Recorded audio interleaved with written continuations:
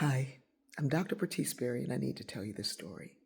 A year ago yesterday, I was ordained into the diaconate in the Episcopal Church. I became an ordained deacon in the Episcopal Church. And it has changed so many things and has brought so many new and wonderful things. And at my ordination, my former rector, he just retired. He's a wonderful, wonderful man. He and his wife are just amazing people. And he preached at my ordination, and he said that God did not call me to be a deacon in the Episcopal Church. God called me to be Bertice, who serves as a deacon in the Episcopal Church. That is a very, sounds like a small difference, but it is a huge distinction. And last night I had a wonderful opportunity to share with women who were in a preaching camp. So all these women coming together. And last week, Nadia Bowles-Weber was amazing. And people didn't want to get offline last night. Because I was talking about storytelling, preacher as a storyteller.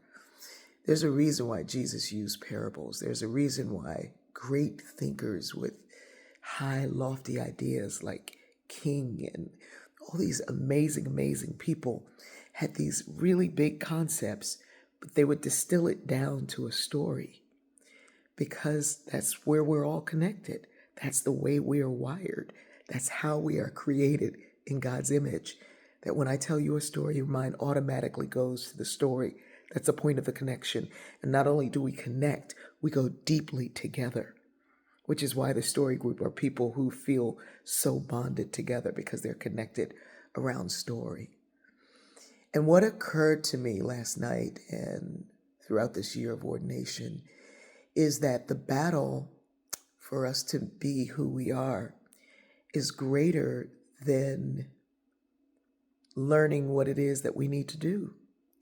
We are to bring who we are to our learning so that we take this thing a little bit further in the world, that we continue this story, this long story of humanity. I think about the folks that,